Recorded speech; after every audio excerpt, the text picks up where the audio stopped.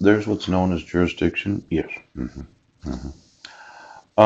It seemed the jurisdiction of the government's general power to exercise authority over all persons, things within its territory.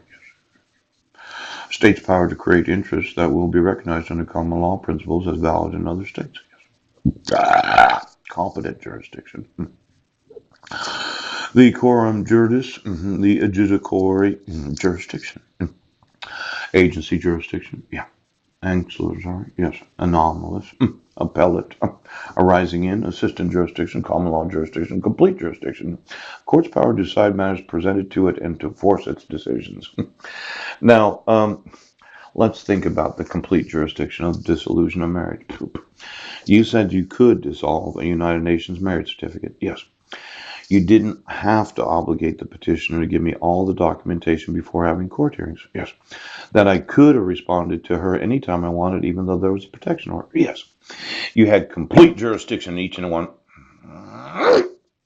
See, every time I emailed another police department in another city, yes, they said we don't have jurisdiction.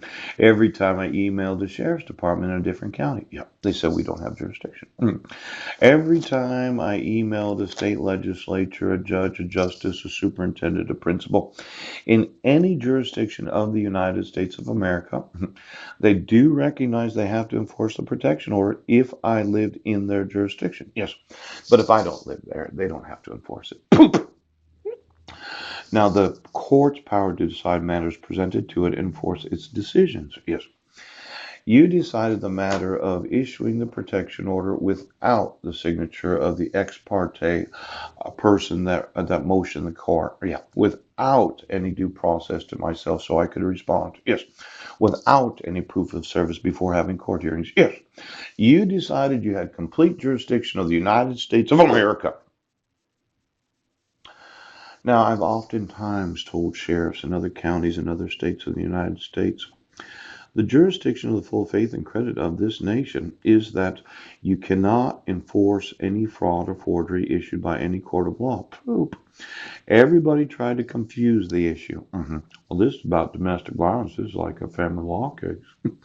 But the truth of the matter is, it's not about domestic violence or family law. No, it's about fraud, forgery, kidnapping, child abduction, conspiracy, hate crimes. Oh, now, for every jurisdiction of the United States where you have the arresting authority, yes, as soon as you have knowledge of a crime that happens to have federal jurisdiction or constitutional jurisdiction, you are legally liable for the enforcement of the laws.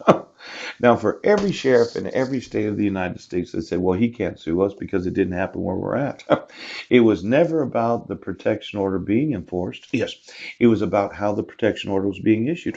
Isn't that right?